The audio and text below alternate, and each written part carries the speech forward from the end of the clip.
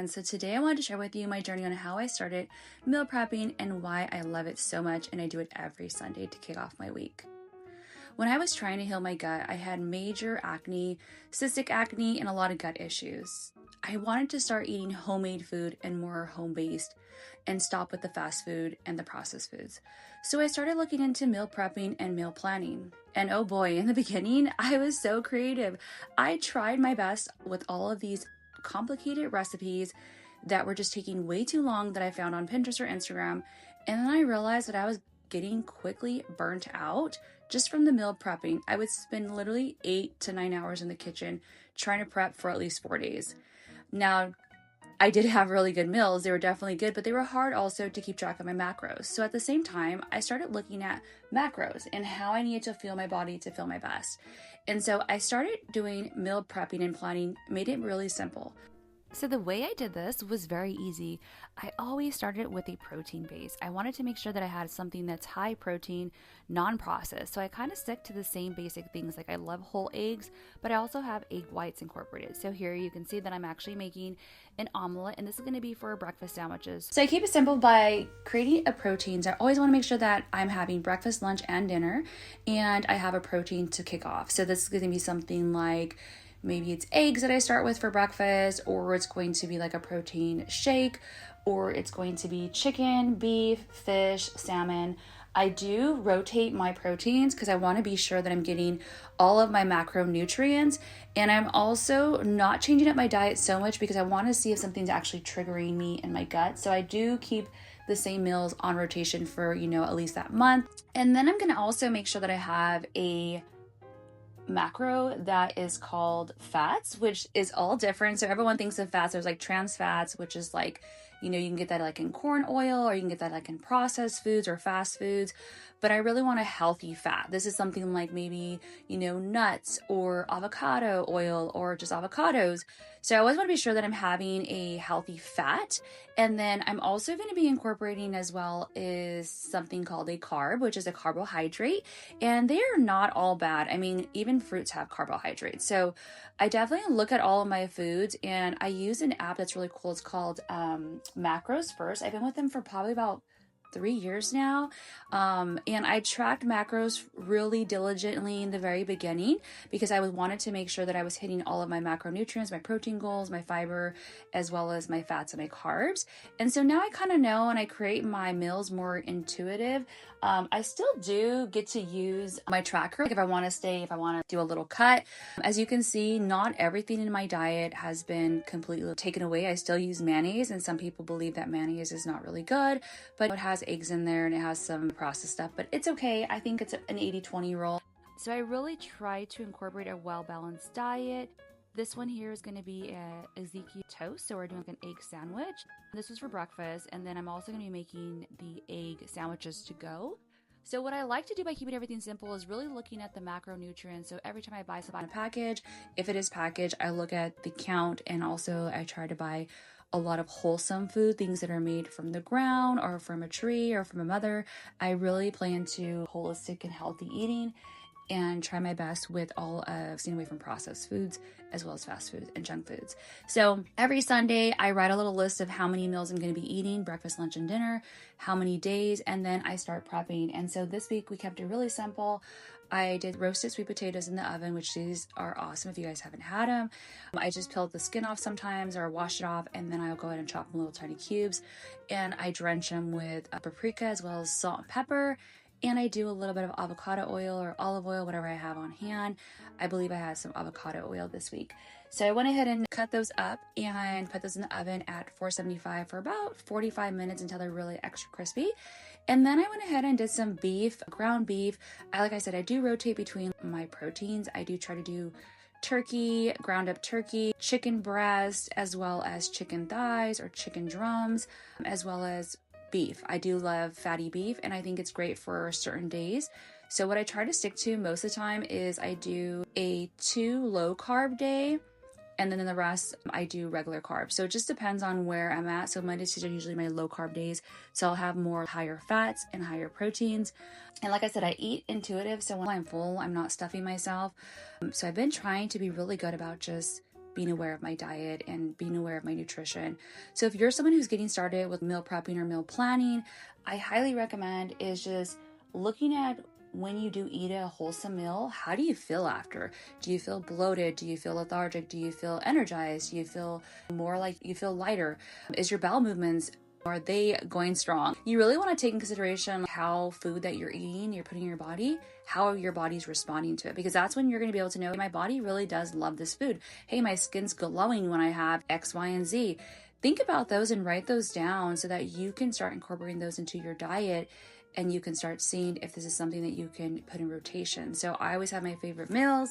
So by becoming really aware of your diet and what you're consuming and how you feel, what I like to do is keep that list, like a running list of maybe even meals that your family loves or your husband.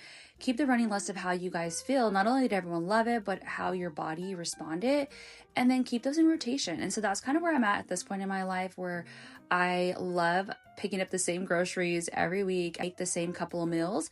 The only thing is I do try to tweak it so we don't get meal fatigue, and I also play into the season. So if it's the fall season, obviously I want to start incorporating some of the fall produce that's in season. I want to start eating more of that. If it's more winter or summertime, you just kind of want to play into the seasons as well, into the weather, because obviously if it's hot outside, you're not going to want to eat a hot soup when it's scorching hot outside. So your body also will let you know, hey, I'm craving something like a fresh salad, fresh fruit. So just being in tune with that, as well as the seasons, really help you. And just don't get complicated meals. Get meals that are really simple. Keep it to the simple form is one of the best things to do. And so I love meal prepping every Sunday. And what I like to do is, now that I've gotten like a pro or advanced, is I meal prep. But instead of me putting into every little container, breakfast, lunch, and dinner, and separating all of the foods like I used to, I now meal prep and I batch prep. So basically I keep all of the sweet potatoes in one container, and then throughout the week, I will pull out from there and warm up or add into my lunch for the day or the night. So what I'm doing is I'm keeping all of the meal ingredients together, and this really helps keep it fresh, and just the taste is better. And I learned that the hard way, because a lot of times I was doing those meal prepping. All of my meals, I'm great for the week. I just grab a container and I can go, because I had seen those meal prepping services and I thought I can do that too. But what I found is the food doesn't taste as fresh, and I still use the microwave and I still use the container. So I really recommend is keeping your ingredients in one container, keeping it simple, this is what I do is I will prep a few protein bases. So I'll do turkey, I'll do chicken breasts, maybe in chunks or shredded.